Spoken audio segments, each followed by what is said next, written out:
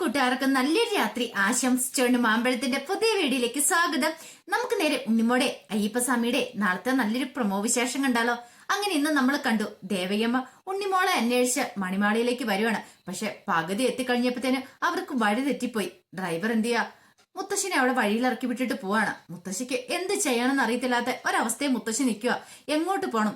കാരണം വഴിയെ വന്ന ഒരാളോട് ചോദിച്ചിട്ട് അയാൾക്ക് മണിമാളിയെ കുറിച്ചൊന്നും അറിയില്ല. പിന്നീട് ദേവകിയമ്മോട് പറഞ്ഞു, അതെ ഇവിടെ അങ്ങനെ മണിമാളയും ഉള്ളതായിട്ടൊന്നും അറിയത്തില്ല, ഹനുമാൻ സ്വാമി ക്ഷേത്രം ഉള്ളതായിട്ട് അറിയത്തില്ല എന്ന് പറയാ. മുത്തശ്ശിക്ക് പിന്നെ എങ്ങോട്ട് പോണെന്ന് അറിയത്തില്ല. മുത്തശ്ശി ഇങ്ങനെ നടക്കുവാണ്. തന്നെ ആരോ ഇങ്ങനെ നടത്തിക്കുന്ന പോലെ മുത്തശ്ശിക്ക് തോന്നി. മുത്തശ്ശി ഇങ്ങനെ മുന്നോട്ട് നടക്കുക. അങ്ങനെ കുറെ ദൂരം നടന്നു. മുത്തശ്ശി മടുത്തു. മുത്തശ്ശിക്ക് ഇനി എവിടെ പോകാൻ പറ്റും എന്നോർക്കാതെ മുത്തശ്ശി ഇങ്ങനെ നടക്കുവാണ്. ഈ സമയത്ത് അവരോട് ഒരു സ്ത്രീ അങ്ങോട്ട് വരികയാണ്. അപ്പൊ അവരോട് മുത്തശ്ശി ചോദിച്ചു, അല്ല ഈ ഹനുമാൻ സ്വാമി ക്ഷേത്രം എവിടെയാന്ന് അറിയാമെന്ന് ചോദിക്കാം. അവര് ചോദിച്ചു, ഹനുമാൻ സ്വാമി ക്ഷേത്രം? അതെ, ഹനുമാൻ സ്വാമി ക്ഷേത്രം, അതിനടുത്തൊരു മണിമാളയ ഉണ്ടെന്നാ പറഞ്ഞെന്ന് പറയാം.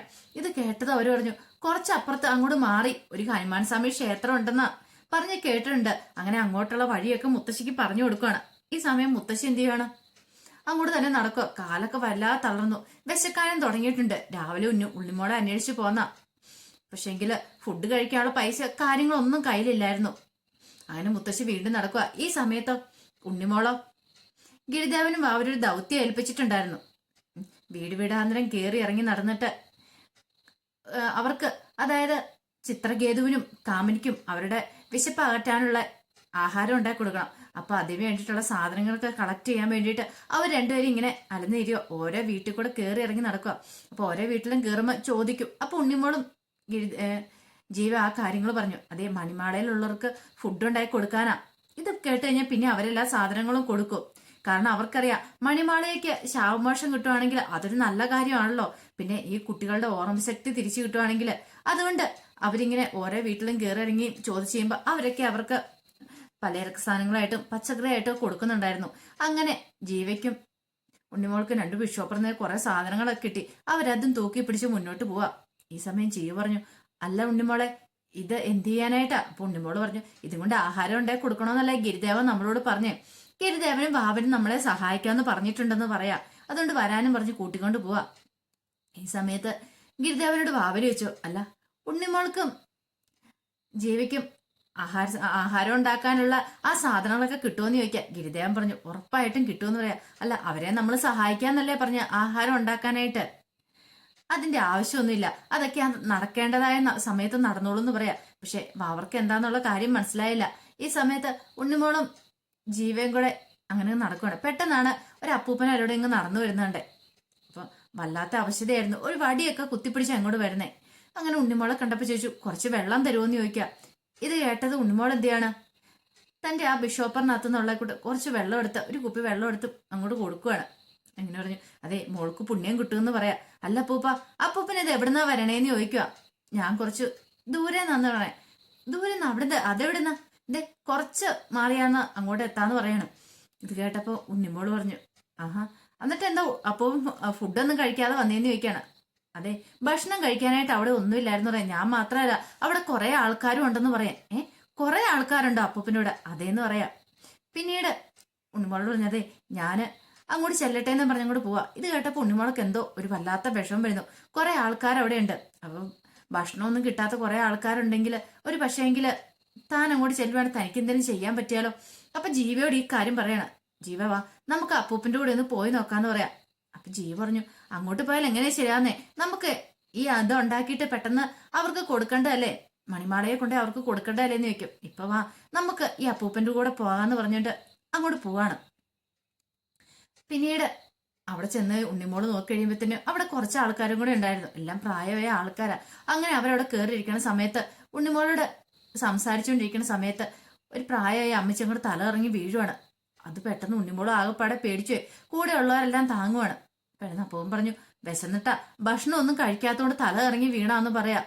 ഉണ്ണിമോൾക്ക് അത് കേട്ടാ വല്ലാത്ത വിഷമം. ഭക്ഷണം കഴിക്കാതെ തല ഇറങ്ങി വീഴാന്ന് പറഞ്ഞാൽ ഉണ്ണിമോളെ ചിന്തിക്കാൻ പറ്റുന്ന കാര്യമായിരുന്നില്ലത്. ഉണ്ണിമോള് പെട്ടെന്ന് എന്ത് ചെയ്യാ, തന്റെ ബിഷപ്പറിനകത്തുള്ള പലചരക്കും പച്ചക്കറി എല്ലാം അവരെ കാണിച്ചിട്ട് പറഞ്ഞു, അതെ അപ്പൂപ്പ ഇതിനകത്ത് കുറെ സാധനങ്ങളൊക്കെ ഉണ്ട്, അരി സാധനങ്ങളെല്ലാം ഉണ്ട്, ഇതെടുത്തോ, ഇതെടുത്ത് ഇവർക്കെല്ലാം ആഹാരം ഉണ്ടാക്കി കൊടുത്തോളാൻ പറയാണ്.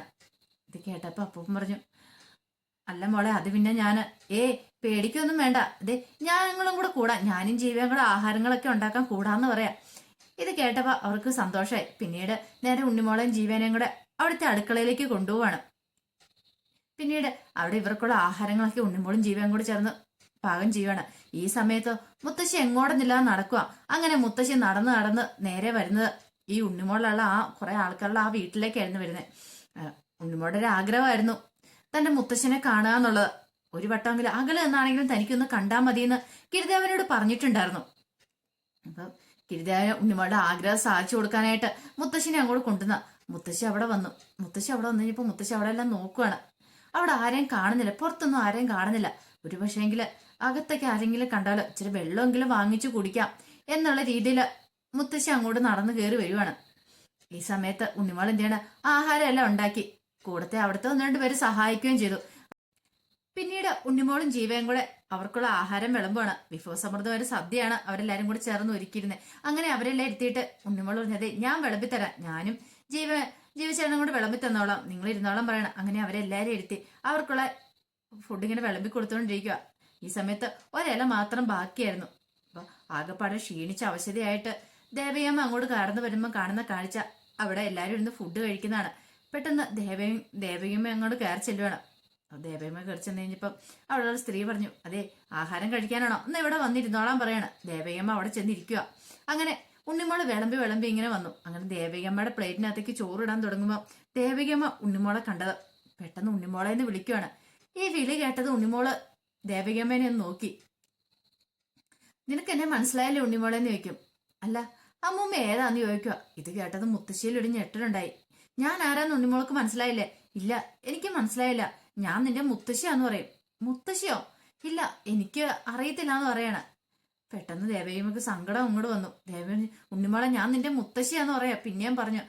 ഈ സമയം ഉണ്ണിമോൾക്ക് ഒരു സംശയം, നീ ഇപ്പൊ ഗിരിദേവൻ പറഞ്ഞ പോലെ തനിക്ക് ഓർമ്മയില്ലാത്തതുകൊണ്ട് മറന്നു പോയതാണോ, ഇത് തന്റെ ശരിക്കുള്ള മുത്തശ്ശിയാണോ എന്നൊരു ചിന്ത ഉണ്ടാകുന്നുണ്ട്. പക്ഷേങ്കിൽ ഉണ്ണിമോൾ എന്ത് ചെയ്യുവാണ്, ആ ചോറും അങ്ങോട്ട് വിളമ്പിട്ട് ഉണ്ണിമോൾ അങ്ങോട്ട് പോവാ. ദേവയമ്മയ്ക്ക് കഴിക്കാൻ പോലും പറ്റിയില്ല, എന്ത് ചെയ്യണമെന്ന് അറിയത്തില്ല. കാരണം ദേവയമ്മ അവിടുന്ന് പതുക്കെ എഴുന്നേക്കുക. ഒരു കാര്യം മനസ്സിലായി, ഉണ്ണിമോൾക്ക് തന്റെ മുഖം പോലും ഓർമ്മയില്ല. ഈ സമയത്ത് ഉണ്ണിമോൾ എന്ത് ചെയ്യണം, അകത്തേക്ക് പോയി ജീവയോട് പറഞ്ഞു, അതെ എന്റെ മുത്തശ്ശിയാന്നും പറഞ്ഞുകൊണ്ട് ഒരു അമ്മൂമ്മനെ ഞാൻ കണ്ടെന്ന് പറയാം. ജീവ വെച്ചു, എപ്പോ ദേ ഇവിടെ വന്നിട്ടുണ്ടെന്ന് പറയണ. അങ്ങനെ ജീവനും കൂട്ടി അങ്ങോട്ട് വരുക. ഈ സമയത്ത് ദേവികമ്മ എന്ത് ചെയ്യണമെന്ന് അറിയത്തില്ല, അത് അവിടെ ഇരിക്കുമായിരുന്നു. പിന്നീട് പറഞ്ഞു, അതെ ഞാൻ പറഞ്ഞ സത്യമാന്ന് പറയാണ്. അല്ല ഗിരിദേവനും വാവരും ഉണ്ടായിരുന്നല്ലോ കൂടെ, അവരെന്തേന്ന് ചോദിക്കുക. ഇത് കേട്ടതും ഉണ്ണിമോക്കൊരു സംശയം, ഗിരിദേവനും വാവരെയൊക്കെ അറിയാം, ഒരു പക്ഷേ ഗിരിദേവൻ പറഞ്ഞ പോലെ തന്റെ മുത്തശ്ശി തന്നെ ആയിരിക്കും, അവരപ്പറേ ഉണ്ടെന്ന് പറയാണ്. അവരടുത്ത് എത്തിക്കാമെന്ന് മുത്തശ്ശി ചോദിക്കുക. ഇത് കേട്ടതും ഉണ്ണിമോൾ പറഞ്ഞു, ഞാൻ എത്തിക്കാം, ആദ്യം ഒരു കാര്യം ചെയ്യാം, അമ്മൂമ്മ ഈ ഫുഡ് കഴിക്കാൻ പറയാണ്. അങ്ങനെ മുത്തശ്ശി അവിടെ ഇരുന്ന് കഴിക്കുകയാണ്. പിന്നീട് ഉണ്ണിമോളും ബാബരയും കൂടെ മുത്തശ്ശിനെയും കൊണ്ട് നേരെ ഉണ്ണിമോളും ജീവയും കൂടെ നേരെ മുത്തശ്ശിനെയും കൊണ്ട് ഗിരിദേവന്റെയും ബാബറുടെ അടുത്തേക്ക് എത്തുവാണ്. മുത്തശ്ശി അവരെ കണ്ടതും ഓടി അങ്ങോട്ട് ചെന്നു. ഗിരിദേവാന്നും പറഞ്ഞ് വിളിച്ചോണ്ട് അങ്ങോട്ട് ചെല്ലുവാണ്. ഈ സമയത്ത് ഉണ്ണിമോൾ ഇങ്ങനെ അവരെ തന്നെ നോക്കി നിൽക്കുക.